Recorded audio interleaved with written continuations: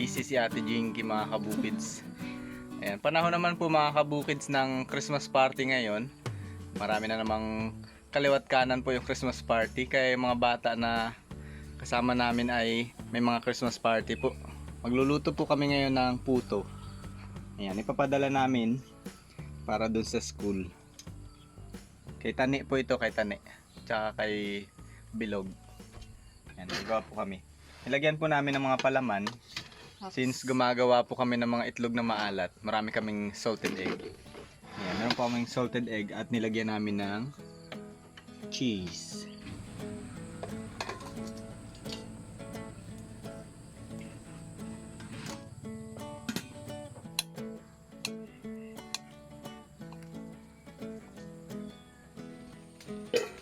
Ito na guys, pangalawang batch po ito. Oh, init.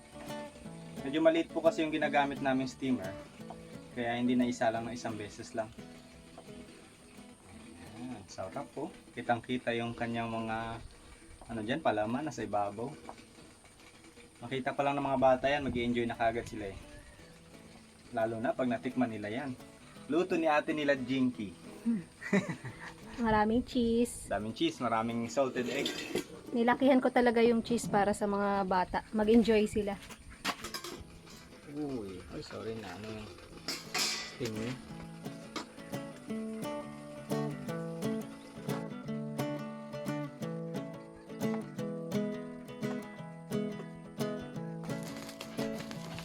Tapos na guys yung aming pampa Christmas party sa mga bata.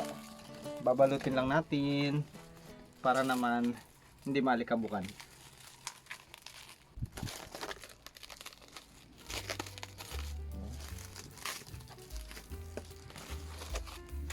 Pwede na yun. Ayan, okay na yan. Okay. Wala ba ako na ipatabi dyan? Meron. Nagugutom ako. Ito oh, may nakasalang pa nga dun eh. Ayun pala eh. Ayan yung para sa atin. Pwede ba to akin na lang? Ihahatid namin doon sa baryo para madala na nila Tani at Bilog. Ang ganda. Patingin ng hikaw mo. Patingin ng hikaw. Palawit-lawit. Pwede ba isanla yan pagtapos ng Christmas party? Huwag mo kalimutan yung bilin ko sa'yo, ha? Balutin mo ako. Ready na po ang magka-Christmas party. Ayan, si Kabilog. Naka-ready na. Enjoy! Enjoy ang Christmas party.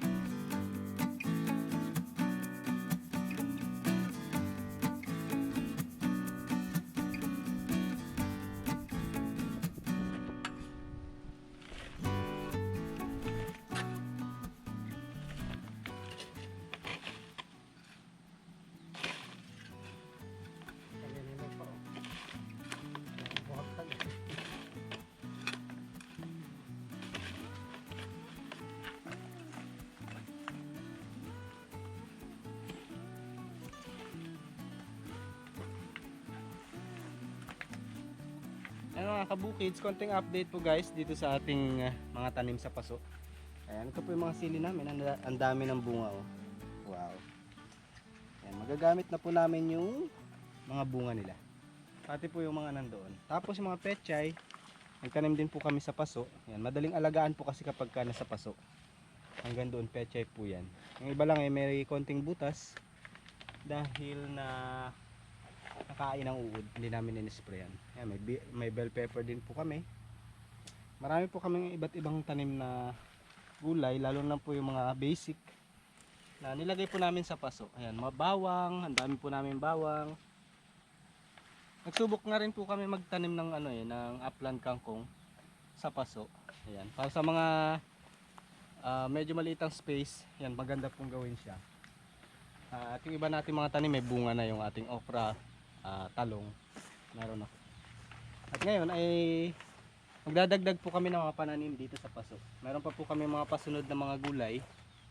Ito may lettuce kami, subukan namin magtanim sa paso rin ng lettuce kung maging maganda yung kanilang pagsibol. Pechay, ano pa ba yung mga meron tayo dyan? Marami na po, marami na. Yan, ay transplant na guys yung ating labanos. Sa paso na rin namin nilagay kasi medyo mainit na yung panahon ngayon, mahirap na mag-maintain ng mga alagang tanim sa labas. Kaya dito naglagay po kami ng labanos sa paso. Pang ano lang naman pang konsumo.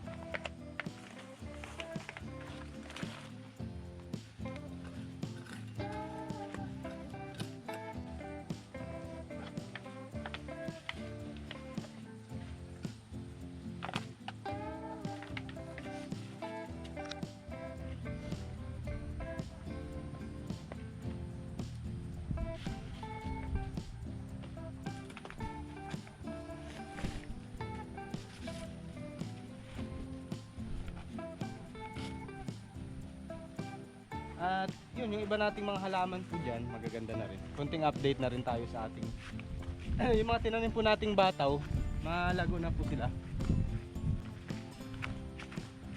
Yan, ito na po yung update natin sa bataw. Ayan po, ang lago na. Ang dami na niyang nagsanga-sanga na po yan. Pero wala pa siyang wala pang bunga. Ito naman, patani yata. Ito nalimutan ko yung tinanim ko rito. Kamukha lang din siya. Pero iba po yung kulay, ito bataw violet, purple. Ito naman patani yata, hindi ko sigurado. Makikita ko na lang po yan kapag namunga. At yung ating dalawang kondol po dito, marami na pong bunga. Namumunga na po sila ng maliliit. Marami po mamunga yung kondol. Yan, doon meron pa. Tapos saan pa yung isa kanina? Ito. Yan, may isa pa. Marami po siya mamunga. Malilim na nga po dito sa ilalim Pwede nang tumambay. Paparami pa tayo ng gulay. Kahit nasa paso yung iba naman nasa garden bed para dumami. Tinutulungan ako ni Mama B. Actually marami pa po kami mga ibang tanim. Meron po kaming ulit na mustasa po dyan. Yan, sitaw. Ito po repolyo. Tapos may carrots po kami, mga maliliit pa kasi hindi pa siya lumalaki. Pero itatanim din po namin sa paso para maganda nga, madali alagaan. At yun, yung mga pananim po natin na una na tinanim po dito, kunting update na rin. Yung rose, yan, ang ganda po niyan kahapon. Kanina medyo namukadkad, ngayon pong hapon na siya. Tamlay na. At yung mga halaman po natin, yung Flores de Mayo, nasabi Mayo Mayo daw to nagbubulaklak, ngayon December namumulaklak na sa amin. Flores di Disyembre. Yan, mamumulaklak na siya. At yan, maganda na po yung ating mga halaman. Marami na tayong halaman sa paso. Dadagdagan pa natin, paramihin pa natin.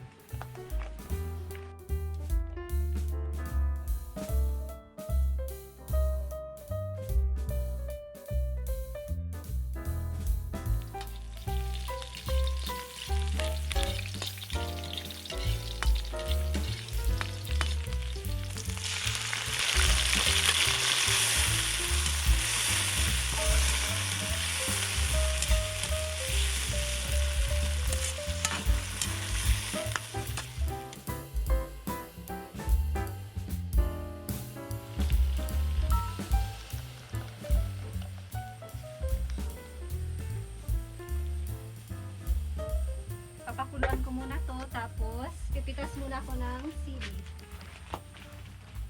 Dahil nga yung sili natin dito ay mabubugang na, pwede nang pitasin. Pitasin ko na itong malalaki para yung maliliit ay lumaki din.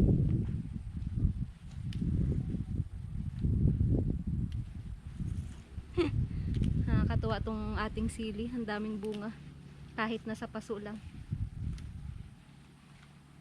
Ito pwede na rin. Ayan ang aking mga napitas, mga kabukids. Sarap to sa ating Bicol Express. Hindi ka na bumili. Palengke. Sariwa pa yan, ma.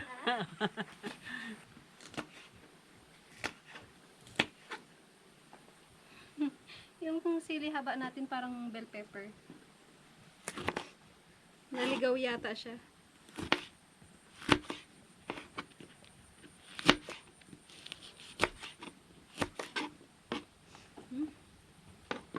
Tapang ng amoy.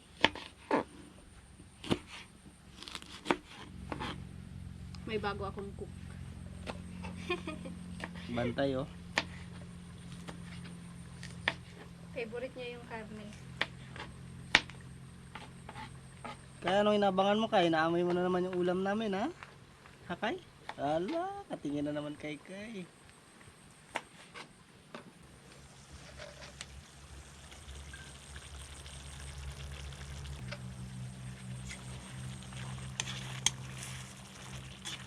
Sabor kay? Sabor?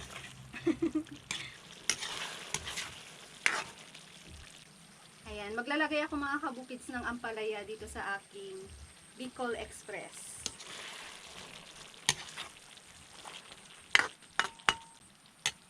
Balance ang ating Bicol Express. May gulay, pangontra. Dahil ito ay maraming taba. Para kay Mama B. Natin yung bawang. Para madaling mabili.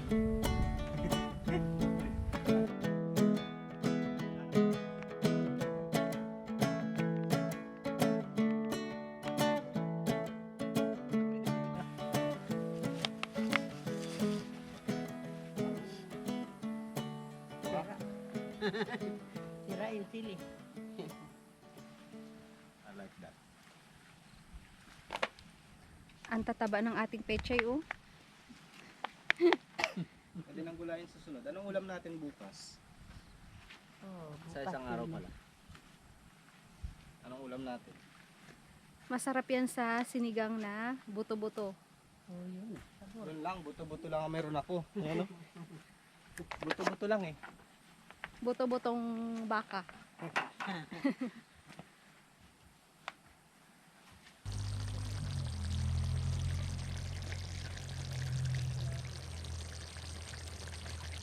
Kain po mga kabukids. Yan, napakinabangan na natin yung bunga ng ating mga siling pansigang. Siling pansigang pero nilagay po natin sila sa Bicol Express. Oh, masarap yung sili ko eh. Sarap ang luto ni Jinky o. Nagmamantika. Nagmamantika dahil sa taba. Aba. Kaya naglagay ako ng ampalaya eh. Para pambalance kay Mama B. Ganun ba yun? Saan ba yun? Oo. Saan ba yung ampalaya? Ayan, sarap yun ang ampalaya. Tanungin natin sa mga doktor. Posible ba yun na kapag ka kumain ka ng unhealthy, dagdagan mo ng healthy, magiging okay na? At least, hindi purong ano. Hindi purong taba, pero May nakain. taba. Pero may taba. Kain po tayo. Kain guys. At shoutout din po sa mga nagpapa-shoutout sa atin. Pasensya na po sa medyo mga na-late na shoutout. Ngayon lang po kami nagkaroon ng pagkakataon makapag-shoutout. Kay Sir Mark Contado. Belated happy birthday, Sir Mark Contado. Belated. Nung December 12 pa yata yung ano niya. Hmm. Yung kanyang birthday. Pasensya na po, belated. Belated po. Pasensya na. Belated happy birthday. And Merry Christmas guys sa mga kabukids natin. Merry Christmas po sa inyong lahat. Sana okay naman po kayo ngayong Pasko. Kami ay okay naman. Merry Christmas po pala kay ano, Ma'am Maria. Ma'am Maria D.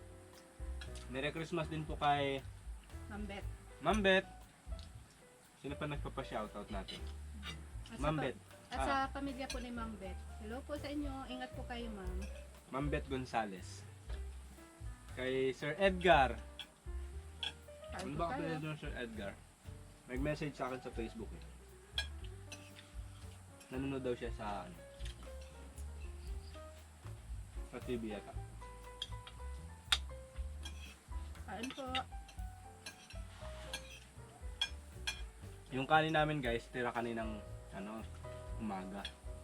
Tapos may natira kaming ano, almusal na daing. Kaya, yan. Kainin natin. Maalat. Ito maalat na maanghang.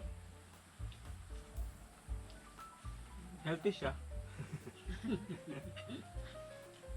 Healthy sa matataas ang uric acid. Yung alat ba? Makakapit din. Hmm.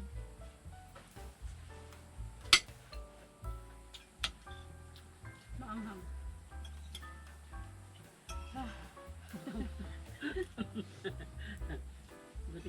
kan, may pa.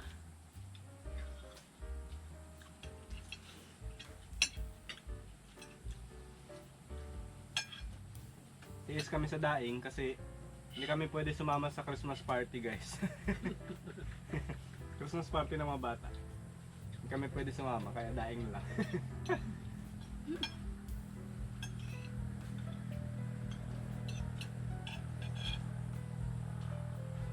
Ano, makaya mo yung anghang? Pawis na. Kunti-kuntian mo lang yung sarsa. Hindi na malala. Pero tanggalin mo sakit ng ano yan. Ng tiyan. Tanghang. Sa mga kabukids po natin na gusto rin po magtanim ng mga ganyang klase. Pwede po kahit sa paso lang guys. Katulad ng tinanim po namin, kahit sa paso lang po. Kung makitid po yung space ninyo, madali lang po siya. Bell pepper po pwede rin. Kasi yung bell pepper at saka siling pansigang madali po yan alagaan. At Okay. yan, okra. Tsaka hindi po siya hindi po siya kailangan ng maghapong araw. Basta't naarawan lang siya sa isang araw, okay na.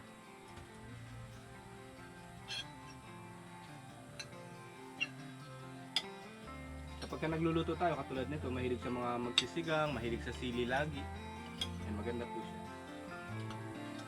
Sa mga nakalimutan po, shoutout, pasensya na po ha, nakalimutan ko na kasi yung iba eh. Pwede na lang po kayo mag-comment ulit para sa susunod po ma-shoutout. Comment lang po kayo. Medyo matagal-tagal po kami hindi naka-shoutout kaya natabunan na po sila.